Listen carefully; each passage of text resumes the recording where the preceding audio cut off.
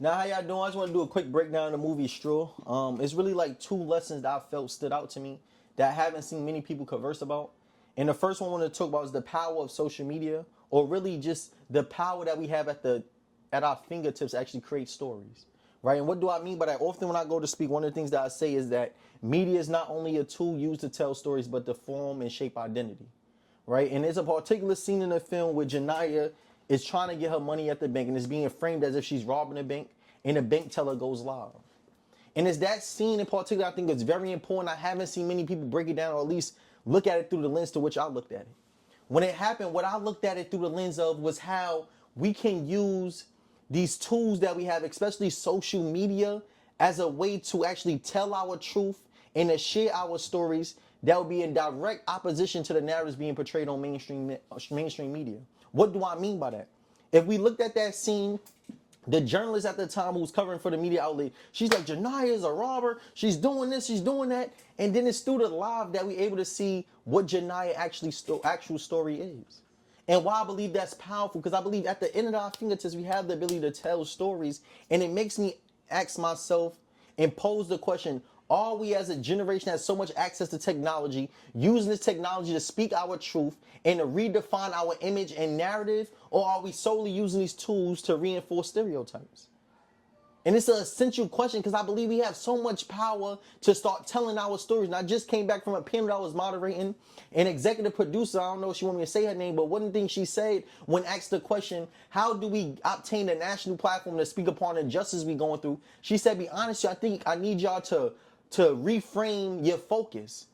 I need you to redefine what you see to be success or what you see to be a platform that's worthy of you telling your story, and start to use your phones. And she used me as an example. She said, Jordan, the way I know him is through using his platform to share his story, which lets me then want to put him on my media outlet.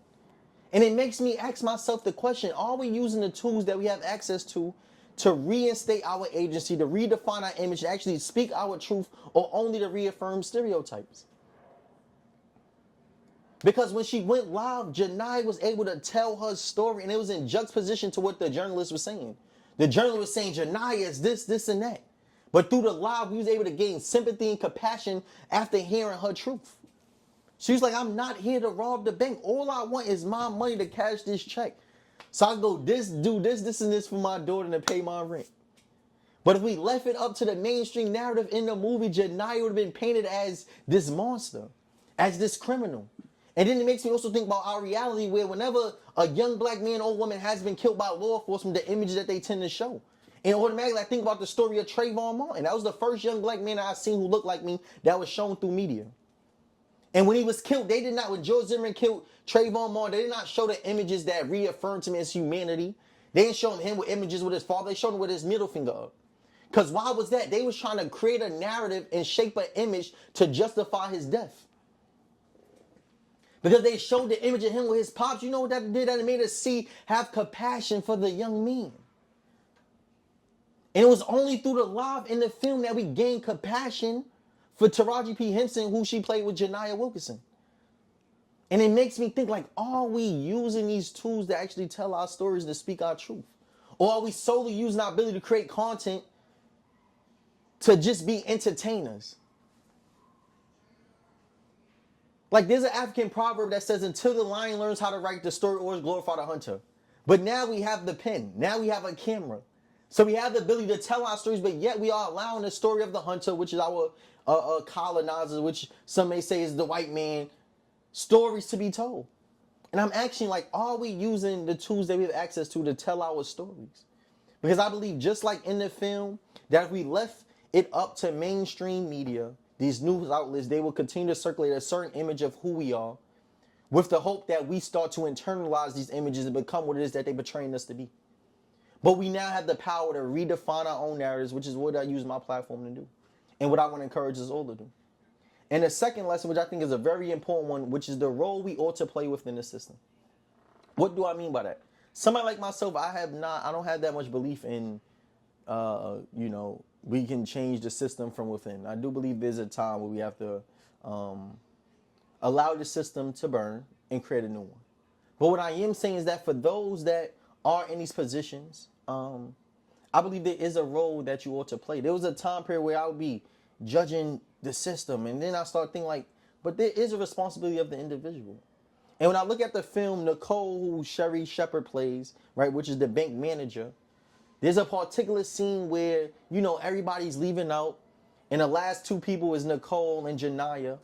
And Janiah's about to walk out, and Sherry Shepherd, or Nicole, she says, nah, I'm actually going to walk out with her. Because at the time, she was talking with Kate Raymond, who Tiana Taylor plays, Detective Kate Raymond. And Detective Kate Raymond also played a role. And let me just sum this all up. So the first one is that we see Nicole takes the stand and say, nah, I'm not going to allow you to walk out here by yourself, Janiyah. I'm going to walk with you. We see Detective Kate Raymond say, nah, I'm not going to allow the FBI to take control of this case because they do it. We know what's going to happen. They don't treat her as if she don't have a story. But I can understand, and I also can relate to her story because I, too, was a single mother. Is what Detective Kate Raymond says. She says, if anything, she does action. She walks to the door and say, I will go do it myself. So we see Nicole take the stance, I'm going to walk with Janiyah. We see Detective Kate Raymond say, I'm going to put my own status and position on the line and make sure I protect my sister. And it made me think, like, are those that's within this system willing to actually walk with us?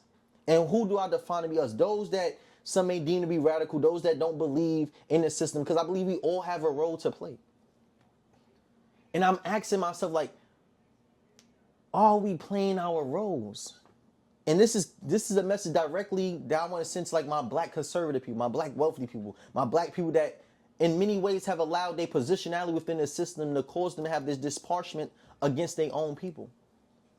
It's like many people aspire to be a part of a system, yet when they became a part of the system, rather than amending the system, they became it.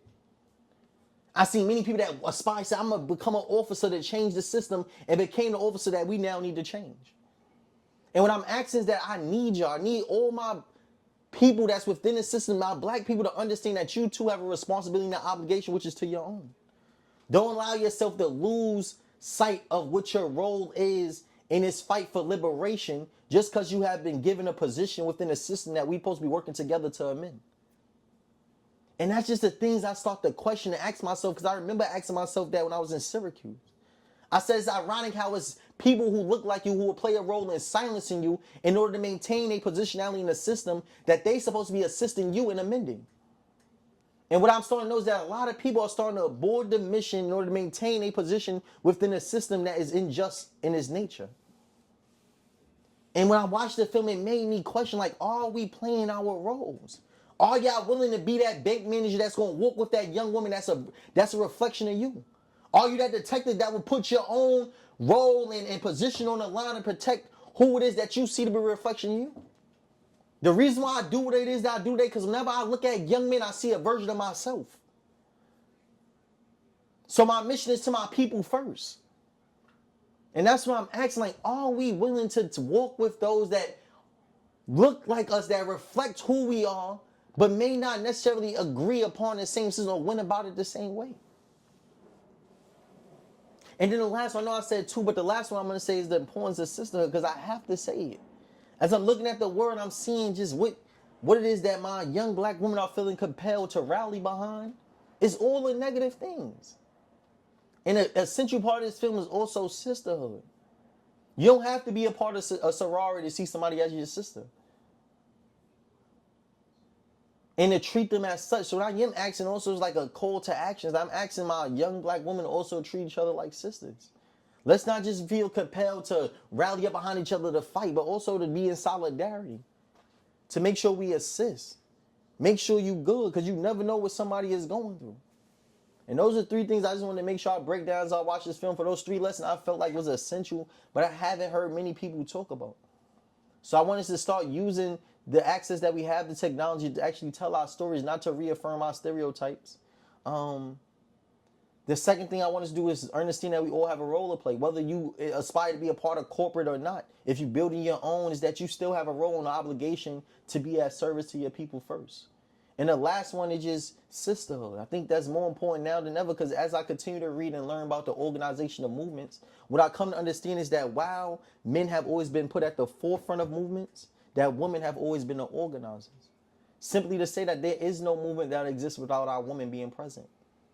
And I need y'all to not only just practice sisterhood, but to start building community around the positive things that will help build our community to move in a direction that will lead to our progression, but also our liberation.